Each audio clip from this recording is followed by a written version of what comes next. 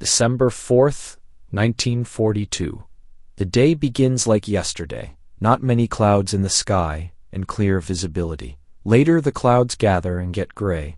During the afternoon it begins to snow, and the cold wind blows and forms drifts. Before long, the brown and white checked ground around us is again white and clean. I'm shoveling the snow out of the connecting trenches and the work is warming me up. My hands are numb even through my gloves, but the physical labor gets my blood moving. Kurat is making sure that the field of fire for our machine gun remains unobstructed. We work methodically, mechanically, not talking much. The routine work helps us forget, at least for a moment, where we are and what waits for us. Every shovelful of snow I toss aside is a small act of defiance against this place, as if keeping our trenches clear will somehow keep death at bay, as if we can dig our way to safety if we just work hard enough. I go to visit Warius, Seedell, and the others in the neighboring bunker, walking through the connecting trench. The walls of the trench are packed, earth mixed with ice now, hard as concrete. They've fired up their oven so much that it's glowing red. When I see Warius, I have to laugh despite everything. He's lying stretched out in the bunker with his lower legs disappearing into the clay wall, as if cut off. Their bunker is just like ours, an enlarged covered trench, but it's too narrow for Warius's long legs, so he's excavated a hole in the wall to accommodate the rest of his stilts. Comfortable? I ask him. He opens one eye. Perfectly, if you ignore the fact that my feet are freezing while my face is roasting. 2 other soldiers are lying on the straw-covered ground beside him, both snoring. I can hear their stomachs murmur and growl. The sound is so loud, it's almost funny. Warius says that if you sleep, you save power and energy. He's probably right. When you're asleep, you don't feel the hunger quite so much. You don't think about food every single second. Seidel is standing by the oven, stirring something in his mess tin. He says that when you cook up a hot soup of bits of hardtack and snowmelt, it lasts longer in the stomach than if you force it down dry. He might be onto something here. I'll have to try it sometime. Anything to make the rations stretch further, to fill the emptiness that gnaws at you worse than any Russian artillery. The hunger is constant now. It's not the kind of hunger you feel when you've skipped lunch.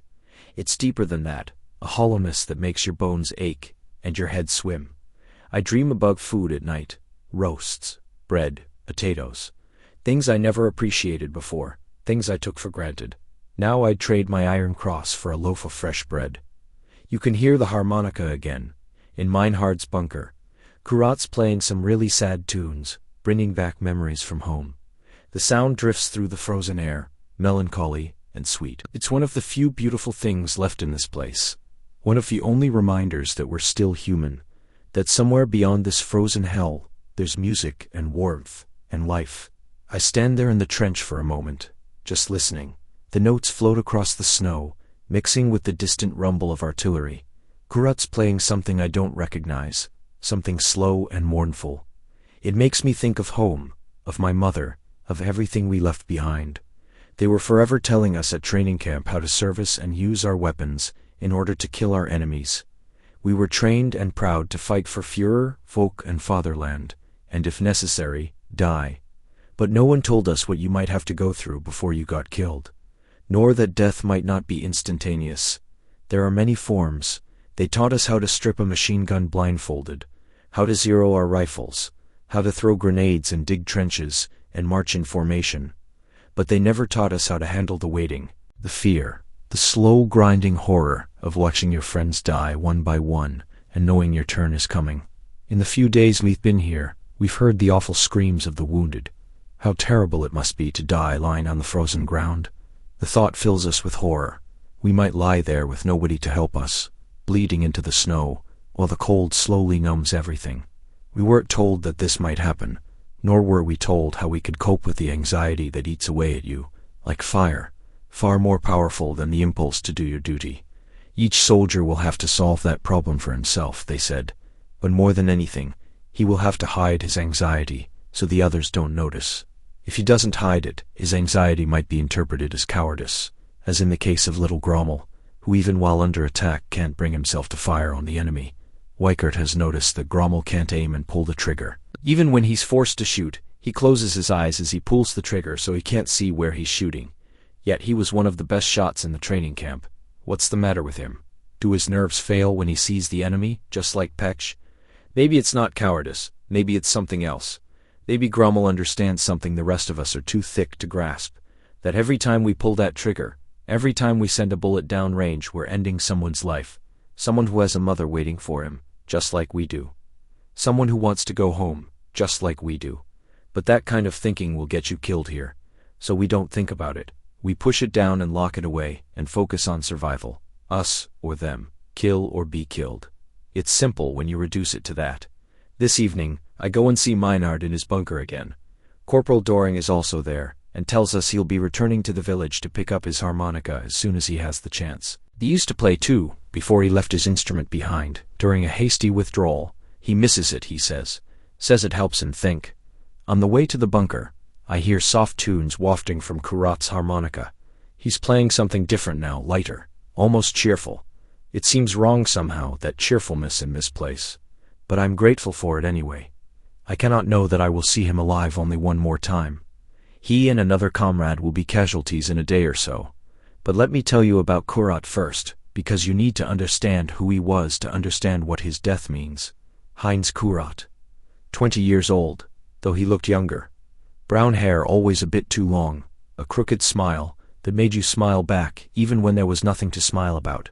He came from somewhere in Bavaria, a small village near the mountains. He talked about those mountains constantly, how the air smelled like pine, how the peaks turned golden at sunset, how you could hear cowbells echoing through the valleys. We met on the train heading east. October 1942 seems like a lifetime ago now. The cattle cars were packed with young soldiers, all of us trying to hide our fear behind bravado. Some of the older veterans were telling war stories, embellishing their exploits. Others sat silent, lost in their own thoughts. And then there was Kurat, pulling out his harmonica, and just starting to play. At first someone yelled at him to shut up, but after a few minutes even the loudest complainers fell quiet. There was something about the music. It reminded us that we were still human, that there was still beauty in the world, even if we were heading into hell. Kurat wasn't a natural soldier, far from it. During training he struggled with everything. Marksmanship, terrible. Physical fitness, below average. Following orders.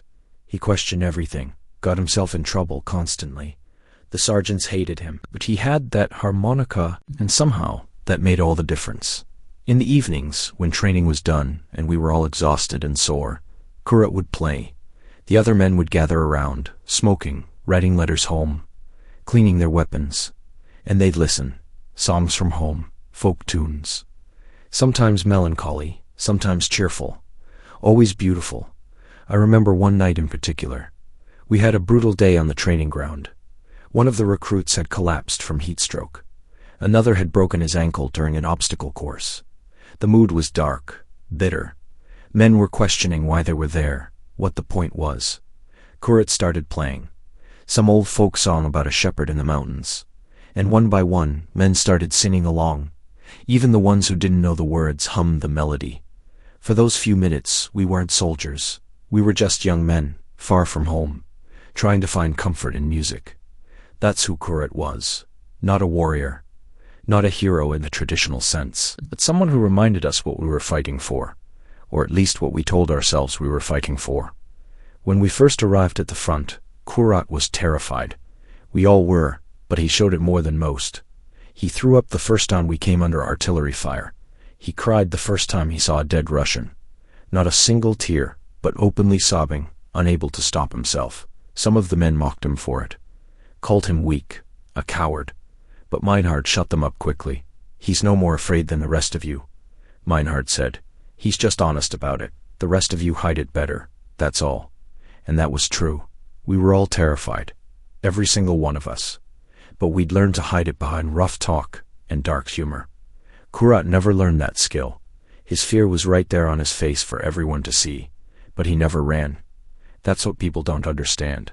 He was afraid, yes, paralyzed with fear sometimes. But when the fighting started, he stayed at his post. He did his duty. Maybe he couldn't shoot straight, 'cause his hands shook too much. Maybe he couldn't look at the enemy because seeing them made it too real. But he stayed, and in the quiet moments, he played his harmonica. And we all felt a little more human because of it. I remember asking him once why he kept that harmonica with him all the time. Why he risked carrying something so fragile into combat. "It's all I have left," he said. "Everything else, the army gave me. This uniform, this rifle, these boots. But the harmonica is mine. My father gave it to me before I left. Said as long as I had it, I'd remember who I was. Not just a soldier, a person." He kept it in his breast pocket, wrapped in a piece of cloth to protect it from the cold and moisture. He'd take it out during lulls in the fighting, polish it carefully, check that all the reeds still worked. It was like a talisman to him. As long as he had it, he believed he'd make it home. He was wrong about that. December 5th. It snows again during the night. When Weikert and Swina wake me in the morning, there's a wild firefight going on in the village. The sound jolts me awake instantly, adrenaline flooding through me. According to Weikert, it has just begun. He and Swina came back from the observation post, and hadn't noticed anything particularly unusual. But now all hell is let loose in the village. The frosty air is filled with the sharp crack of tank and anti-tank guns, with the rattle of rifle and machine gun firing between. It's a symphony of destruction, each weapon with its own distinct voice. The heavy thump of tank cannons, the rapid chattering of machine guns, the sharp crack of rifles. A soldier comes running up, yelling that they need the quad anti-aircraft gun. His face is flushed, eyes wide with urgency.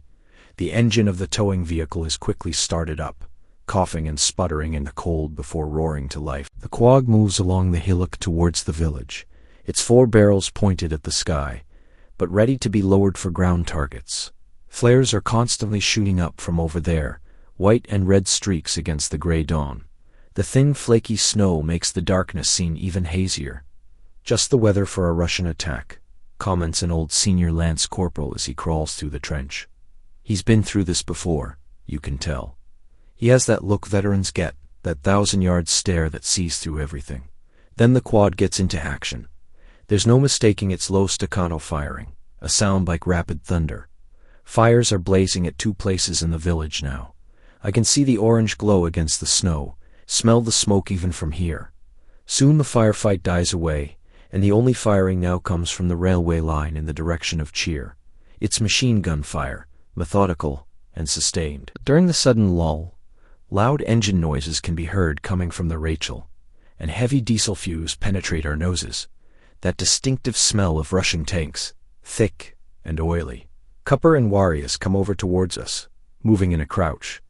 We assume it must be a T-34 stuck in the Rachel, because the droning noise of the engine starts up and then dies down again, always coming from the same spot.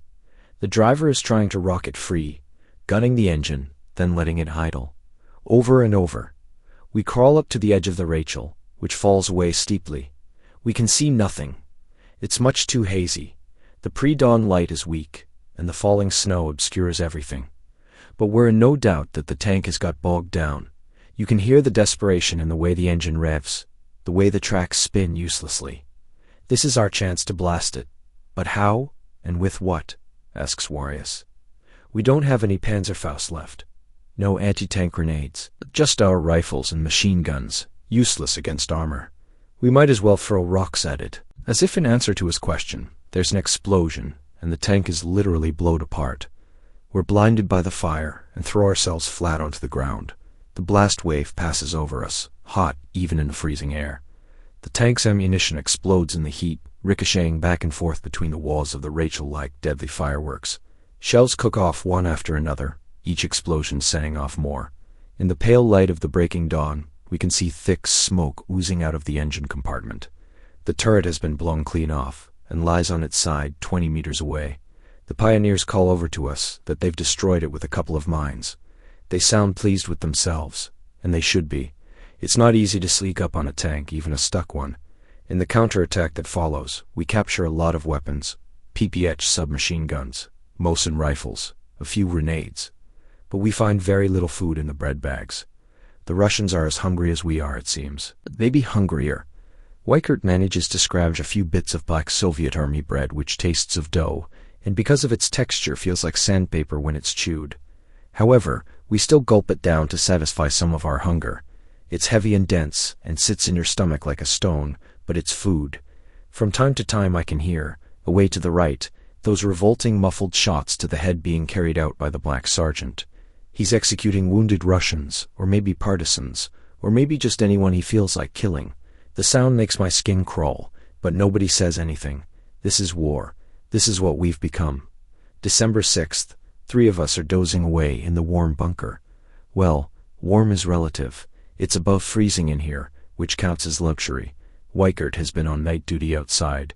We can hear his footsteps in the hard frost coming closer, that distinctive crunch of boots on frozen ground. As he stands in front of the bunker and lifts the blanket away from the opening, we're wide awake. In spite of being permanently overtired, we still sleep mostly like rabbits, with one eye open and ears alert for any unusual noises. Weikert tells us that Doring has been issued with several cases of ammunition and that we're to pick up our share. His breath comes out in clouds of steam, his face red from the cold. It's still quite dark when Gromov and I go over to see Doring. The sky is that peculiar shade of gray-black that comes just before dawn. Kurat is still not back. Apparently his observation post still has 20 minutes left on this shift. Everything seems to be quiet and we hope it will stay that way. The silence feels fragile, like it could shatter at any moment. As I go to enter the bunker, I seem to hear Kurat's harmonica. But that's not possible. Kurat is at an observation post in a foxhole out in front. Am I mistaken? Are my nerves so frayed that I'm hearing things? It wouldn't be the first time. Sometimes I hear things that aren't there. Voices, footsteps, the sound of my mother calling my name. I walk back to Warius. Both he and Seidel have heard it. Not a tune, just 2 loud notes, as if someone has just breathed into it. 2 long, mournful notes that hang in the frozen air for a moment before fading. They also were wondering what it was. When we tell Doring about it, he at once takes action. He knows something is wrong. You don't survive this long without learning to trust your instincts. Something is wrong. Alert. Give the alarm. Ready to fire. I run over to my machine gun and pull the cover off. My hands are shaking, from cold or fear or both. The entire unit is now on alert and waiting. For what? Everything is quiet in front of us. Too quiet. The kind of quiet that comes before a storm. Could Kurat accidentally have blown into his harmonica? If he'd noticed anything, he would have warned us with a rifle shot, as per the usual procedure. Could this be a false alarm? But why would he have his harmonica out at an observation post? He should be watching, not playing. The shift should now be finished, so perhaps they're waiting for the new shift to take over? Doring holds everything up. Nobody moves. We wait. Fingers on triggers, eyes straining in the darkness. Then a tracer spirals up in the air. A single white streak against the black sky. What's that? Less than 50 meters in front of us. We see figures in white snow camouflage battle dress. They're so close I can almost see their faces. When we fire our machine guns and rifles at them, they throw themselves into the snow. Muzzle flashes light up the darkness. The sound is deafening. As it gets lighter, we can see more Russians. They lie behind the first group, also in camouflaged battle dress, ready to jump up. There must be 50 of them, maybe more. The pioneers are shooting at them too, from the flank. They stay lying in the snow, waiting, pinned down but not retreating. Half an hour passes. Why don't they attack? What next? What are they waiting for? The silence is almost worse than the shooting. We can hear them out there, talking in low voices, the clink of equipment. But they don't move. We know soon enough. Tanks. First we can make out only 2, dark shapes emerging from the haze. Then, another 3. Emerge from the haze of the breaking dawn. 5T-34S, their long 76mm gun, swiveling toward us. They advance towards us and fire at our positions. The shells scream overhead or slam into the ground, throwing up geysers of frozen earth. What is our 88mm doing? It's camouflaged and certainly awaiting its chance. The thought calms us only a little. What good is one gun against 5T-34S? We're outmatched, and we know it. The Soviet infantry follows up under cover of the tanks in a dispersed file. They move in short rushes, using the tanks as mogul cover. We try to keep them down, firing short bursts to conserve ammunition. Then, like a bolt of lightning from the clear sky, comes firing from the 88. The sound is distinctive, a sharp crack that you feel in your chest. We see a glowing armor-piercing shell slam against a T-34, causing a jet of flame, and then thick, black, acrid smoke. The tank doesn't explode, not right away. It just stops, smoke pouring from every hatch. The barrel of the 88 has already been lined up at the next target. Those boys are good professional. The shell goes right into the trunk of the tank. The vehicle can now only spin in circles, like a wounded animal. The tank crew has just got enough time to jump out before a second shot. A bullseye destroys the tank. This time it does explode, ammunition cooking off in a chain reaction. Another tank tries to escape into the blind spot of the 88. He knows where our gun is now, and he's trying to get an angle. Two T-34s fire on the 88. Their shells come close. One ricochets like a fireball from a snowdrift and slams into the bunker to our right. We hear yells and calls for the medics, screaming. Someone is screaming. Then the third tank is hit. He can't work his turret anymore. With his barrel angled and immobile, he tries to escape to the rear, moving backward with his good track. Minutes later, the other one follows him. They're retreating. We've won. The tank which had crept into the blind spot of the 88 now steps out of the frying pan into the fire. As he tries to move into a firing position to wipe out the 88, he's standing exactly under the guns of two of our tanks, which have been waiting for him behind the hillock. They've been patient, waiting for the perfect moment. Before they destroy him, however, he manages to damage one of them quite seriously. His last shot slams into our tank's track, immobilizing it. But our other tank finishes him. 2 shots, boom boom, and the T-34 is burning. Although we've again managed to counter the enemy attack, we've had to pay dearly. The T-34 hit on our bunker has killed the promising officer candidate Dieter Malzahn and a lance corporal. Malzahn was a good man, just 21 years old. He wanted to be a teacher after the war. Now he's nothing but meat and blood frozen in the Russian snow. 3 others are seriously wounded, one having had half of his arm torn off. The medic is working on him now, trying to stop the bleeding. But you can see in his eyes that he doesn't think the man will make it. Only later in the day, when the heavy Russian shelling eases off, can we again move into the area in front of our position. We have to wait for the artillery to stop, wait for the mortars to fall silent, wait to collect our dead. Beside the foxholes at the observation post, we find Kurat and his comrade in their own frozen pools of blood. The Soviets have slaughtered them and taken their boots and rifles. Kurat's feet are bare, white, and bloodless in the snow. His comrade is the same. They always take the boots. Russian soldiers need boots as badly as we do. Kurat can't have been killed instantly because he managed to warn us with his harmonica. As we carry the 2 corpses back with us to give them a decent burial, Kurat is still holding his harmonica in his limp hand. His fingers are frozen around it, locked in rigor mortis. We have to pry it from his grip to prepare him for burial. He has saved our lives. Without his warning, the enemy would surely have taken us by surprise and massacred us. We'd be the ones lying in the snow right now, stripped of our boots, frozen solid. I stand there looking down at him. His face is gray, frozen solid like a statue. Blood has pooled beneath him and turned to ice, a dark red lake that crunches under our boots. The harmonica is still clutched in his stiff fingers, as if even in death he couldn't let it go. There are wounds on his body, bayonet wounds, rifle wounds. They didn't shoot him from a distance. It came right up to him and killed him close, personal. I can see the stab wounds in his chest, see where they went through his coat. 2 notes. That's all he had time for. 2 notes blown into a harmonica as Soviet soldiers killed him in the darkness. But those 2 notes gave us the seconds we needed to wake up, to man our positions, to be ready when the white-clad figures emerged from the snow. I think about all the times I heard him play, in the bunker at night when we were trying to forget where we were, on the train to the front when we still thought this would be an adventure, in the trenches when the shelling stopped and we had a few moments of peace. He played sad songs mostly, songs from home, songs about mountains and forests and girls waiting for soldiers to return. Now he'll never return. He'll be buried here in the frozen Russian soil, far from the mountains he sang about. Weikert is crying quietly beside me, tears freezing on his cheeks. Even Swina, who can't hear most things, understands what has happened. He's staring at the harmonica in Kurat's hand, with an expression of such profound sadness that I have to look away. The scene is worse than I imagined when I volunteered to help retrieve them. The foxhole is churned up, Snow, mixed with blood and earth. Shell casings everywhere. Kurat's rifle, his comrade's rifle, both empty. At least a dozen rounds fired. They didn't go quietly.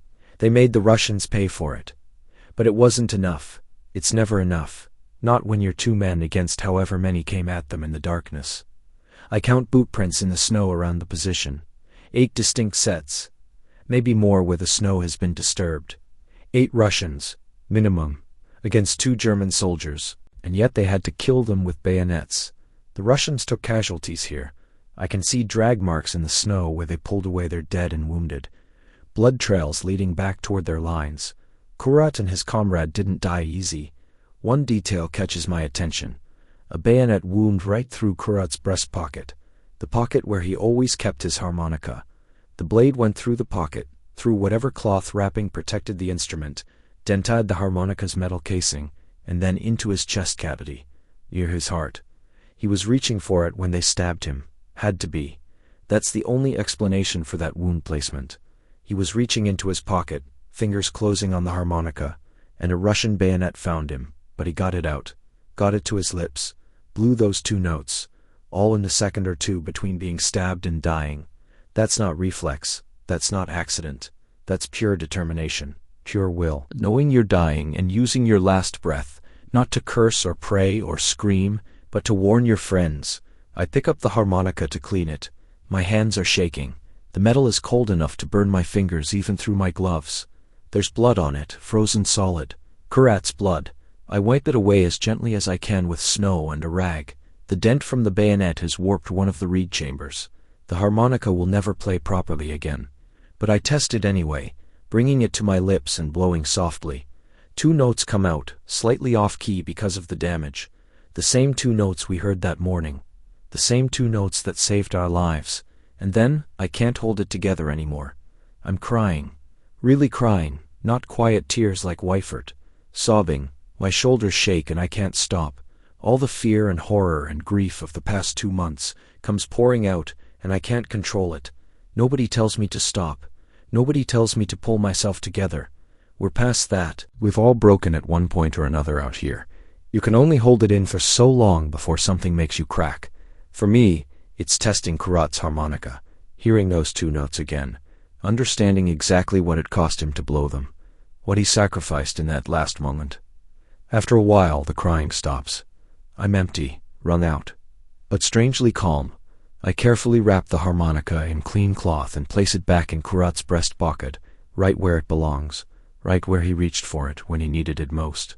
He knew, Warius says quietly. He must have known they were there. And instead of running, instead of trying to save himself, he picked up his harmonica and warned us. I don't know if that's true. Maybe Kurat just had his harmonica with him because he always had it with him. Maybe he blew those 2 notes out of panic or pain, or just reflex. But I want to believe Warius is right. I want to believe that in his last moment, Kurat thought of us and chose to save us, even though it cost him his life. We dig graves in the frozen ground. It takes hours. The earth is hard as concrete and we have to use pickaxes and explosives to break through. We bury them side by side, wrapped in their blankets. Kurat's harmonica goes with him. Nobody suggests otherwise. It's his, and it's staying with him. Doring says a few words over the graves. He's not religious. None of us really are anymore, but he says something anyway. About duty, about sacrifice, about how they died so we could live. Standard military funeral stuff. But his voice cracks when he mentions Kurat's harmonica, and we all know he's thinking about his own harmonica, the one he left behind in a village, the one he'll never go back for now. We stand there in the snow, a ragged line of young men pretending to be soldiers, and I think about how many more graves we'll dig before this is over. How many more friends we'll bury in this frozen Russian soil. How many letters will be sent home to parents who'll never know exactly how their sons died. Kurat's parents will get a letter. It will say something like, "Your son died bravely in service to the fatherland," or "He gave his life for Führer and Volk." Standard phrases that mean nothing. They won't know that he was killed trying to save his friends. They won't know about those 2 notes on a harmonica that gave us the seconds we needed to survive. Maybe that's for the best. Maybe the lie is kinder than the truth. I don't know anymore. After the burial, we go back to our positions. There's work to do, always work to do. Trenches to repair. ammunition to distribute, weapons to clean. The war doesn't stop because someone dies. It just keeps grinding forward, chewing up lives like a machine. But something has changed. You can feel it in the way the men move, the way they talk to each other, quieter, more careful, as if speaking too loudly might wake the dead. That evening, someone suggests we play cards to pass the time. But nobody wants to. Someone else suggests telling stories. But what stories are there to tell that won't remind us of Kurat? Finally, we just sit in silence, each man lost in his own thoughts. I think about the train ride again, how Kurat played his harmonica, and made that cattle car feel almost like home, how his music gave us hope, reminded us we were human. Now that music is buried in the frozen ground, and we're left with nothing but the howl of the wind, and the thunder of artillery. Weikert breaks the silence finally. He saved us, he says. Simple statement of fact. Yeah, Warius agrees. He did. Do you think he knew? Grummel asks. When he blew those 2 notes, do you think he knew what would happen? None of us answer. How can we? We weren't there. We can't know what went through Kurat's mind in those final moments. Was it a conscious decision? A deliberate sacrifice? Or just a reflex? A dying man grabbing for the one thing that gave him comfort? I want to believe it was deliberate.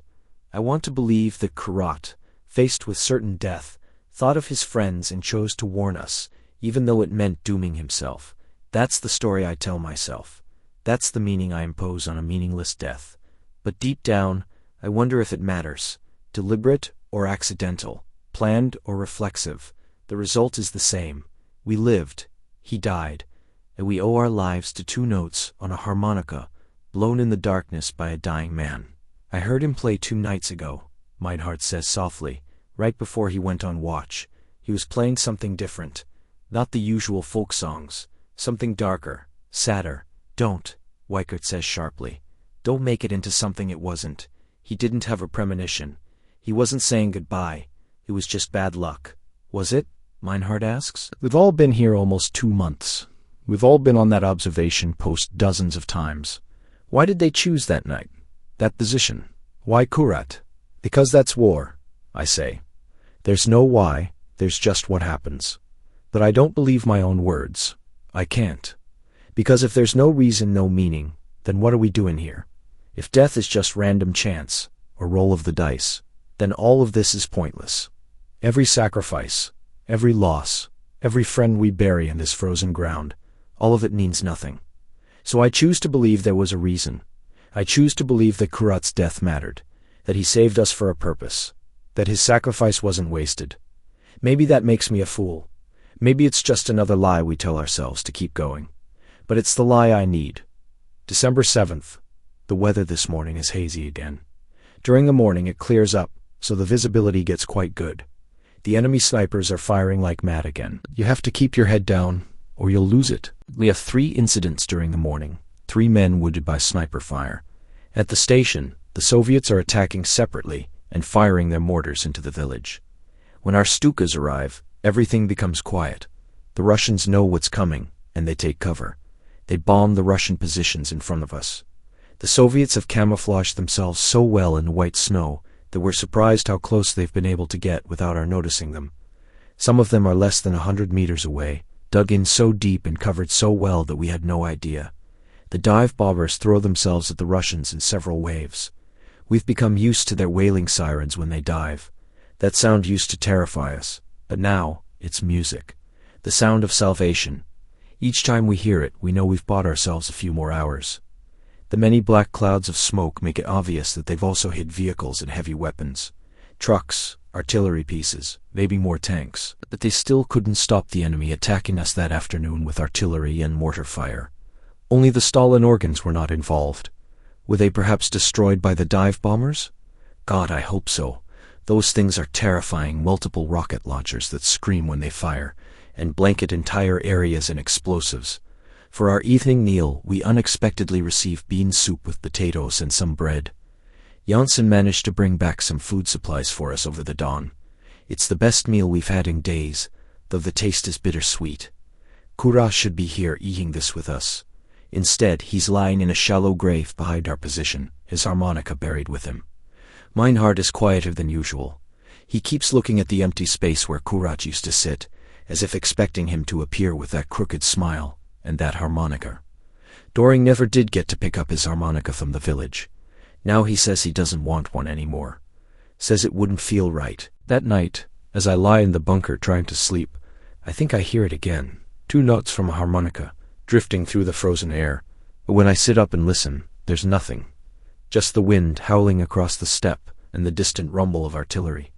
I know it's my imagination. I know Kurat is dead and buried, but part of me wants to believe he's still out there, still playing his sad songs, still watching over us. I'm not the only one who hears it. The next morning, Warius mentions hearing harmonica music during his watch. Just 2 notes, he says. Same ones we heard that morning. You're imagining things, Wykard tells him. But his voice lacks conviction. I can see in his eyes that he's heard it too. Over the next few days, it becomes an unspoken thing among us. Nobody talks about it directly, but we all know. In the quiet moments, in the darkness, we hear those 2 notes. A reminder, a warning, or maybe just our minds refusing to let go of a friend. The new replacements who arrive a week later don't understand the silence when they ask about Kurat's position. They don't understand why nobody will use his spot in the bunker, why we leave it empty even though space is precious. They think we're being superstitious. Maybe we are. One of them, a kid who looks even younger than Kurat, asks if he can have the empty spot. Meinhard nearly tears his head off. That's Kurat's place, he says, voice shaking with rage. Nobody uses it. Nobody. The kid backs off, confused and frightened. Later, Doring takes him aside and explains. About Kurat. About the harmonica. About how he saved us. The kid apologizes, though he doesn't really understand. How could he? He wasn't there. He didn't hear those 2 notes in the darkness. He doesn't owe his life to a harmonica player from Bavaria. But we do, and we'll never forget it. December 8th. Today is pretty much the same as yesterday. The visibility is good, and the dive bombers start bombarding the Russian positions early. This time, they're operating further back. The Russians must have pulled together strong forces on the heights behind Steer Station. We can see them through our field glasses. Columns of troops and vehicles moving into position. The dive bombers attack for a second time, in several waves, and lob their bombs onto their targets. Inky black smoke rises up into the blue sky. Each column of smoke means something destroyed. Maybe a truck full of ammunition. Maybe a command post. Maybe just a bunch of soldiers who were in the wrong place at the wrong time. Life goes on. That's what's strange about war. Even after someone dies, even after your friend is killed, life just goes on. You keep eating, keep sleeping, keep fighting. Because what else can you do? Stop? Give up? That's not an option. We develop new routines to fill the void Kurat left. Doring starts telling stories at night, trying to fill the silence that used to be filled with harmonica music. They're not good stories. Rambling tales about his hometown, his family, nothing special. But we listen anyway because the alternative is sitting in silence thinking about death. Grommel surprisingly finds his courage. After Kurat's death, something changes in him. He stops closing his eyes when he shoots. He stops hesitating. Maybe seeing Kurat's sacrifice showed him what real bravery looks like. Maybe he's trying to honor his memory. Or maybe he just realized that fear won't save you. Only action will. Wykard becomes more protective of the rest of us. He checks our equipment obsessively, makes sure we have enough ammunition, enough food, enough water. He's tried to keep us alive, trying to make sure Kurat's sacrifice wasn't in vain. Sometimes I catch him staring at Kurat's grave, lips moving silently. I don't know if he's praying, or just talking to a dead friend. Then me? I volunteer for observation post duty more than I should. The same post where Kurat died. The same foxhole. I tell myself it's because someone has to do it. But really, I think I'm trying to understand, trying to imagine what it was like for him in those final moments, trying to see what he saw, feel what he felt. It's terrifying out there, exposed, vulnerable. You can hear every sound magnified by the darkness. The crunch of snow could be the wind, or could be Russian soldiers creeping toward you. Your imagination fills the darkness with threats. Every shadow becomes an enemy, and I think about Kurat, sitting in the same foxhole, hearing the Russians approaching. Did he panic? Freeze? Or did he calmly reach for his harmonica, knowing what he had to do? I think it was the latter. I have to believe it was, Because if Kurat could find that kind of courage in his moment of death, then maybe there's hope for the rest of us. Maybe when our time comes, we'll find something inside ourselves we didn't know was there. The days that follow blur together. More attacks, more shelling, more death. But I never forget those 2 notes. Sometimes, when it's quiet and I'm on watch, I think about what it must have been like for Kurat in those final moments. Did he see them coming? Did he try to fight? Or did he just grab his harmonica and blow those 2 notes, knowing it was the only warning he could give, knowing it would be the last sound he'd ever make? I'll never know the answers, but I know this. Kurat saved us. The 20-year-old kid from somewhere in Bavaria, who liked to play the harmonica, saved our entire position with 2 notes, blown into the darkness. They don't give medals for that. There's no ceremony, no recognition. Just a shallow grave in the Russian snow, and a few men who remember. No telegram to his mother saying how bravely he died. No commendation for his personnel file. Just us, the survivors, carrying his memory.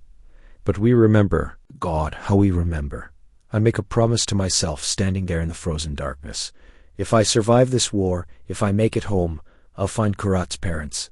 I'll go to that village in Bavaria, and I'll tell them what their son did. Not the sanitized official version, the truth. I'll tell them about the harmonica, about how he played songs from home that kept us human, about how he was afraid but stayed anyway, about those 2 notes in the darkness that saved us all.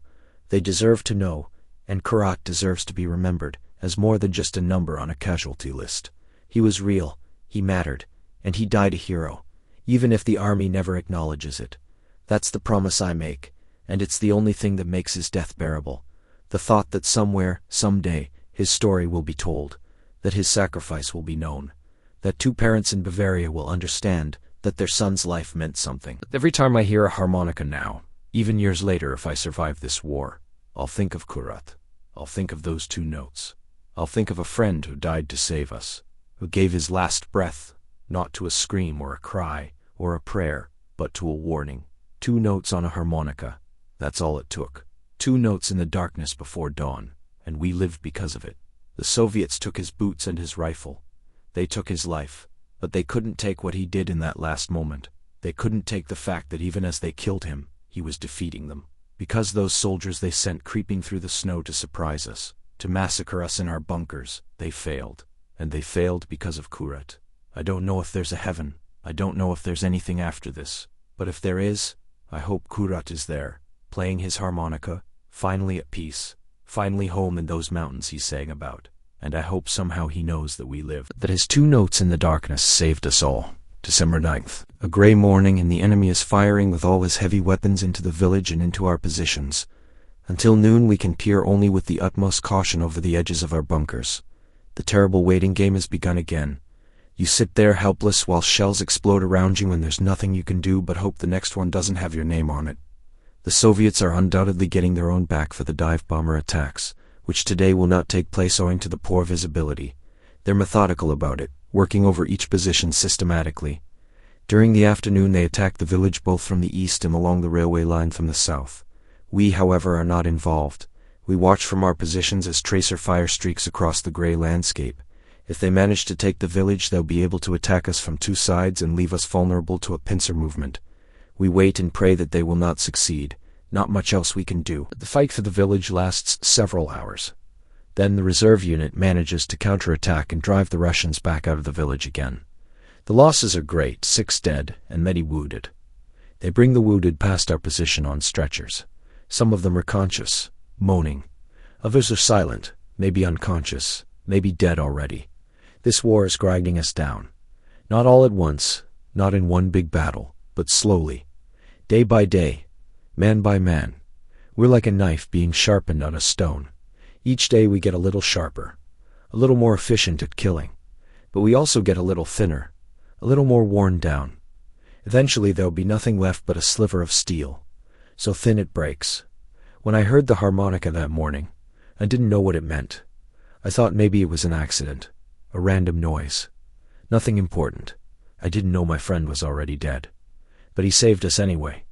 Even in death, Kurat saved us. And I will carry that with me for the rest of my life, however long or short that may be. Every moment I survive from this day forward is time Kurat bought for me with his life. Time I wouldn't have if not for those 2 notes in the darkness. December 7th, 1942. 3 days after Kurat died. We're still here, still fighting, still surviving, and every moment we survive is because of him. Heinz Kurat, 20 years old, from somewhere in Bavaria. A terrible shot, a constant complainer, a soldier who cried at the sight of death. But when it mattered, when everything came down to a single moment in the darkness, he was the bravest man I ever knew. And I will remember him, we all will. For as long as we survive, for as long as we live, we will remember the harmonica player who saved us all with his dying breath. That is his memorial. That is his monument. Not granite or marble, not medals or commendations, but the memory carried by the men he saved. And that, I think, is enough. It has to be enough, because it's all we have to give.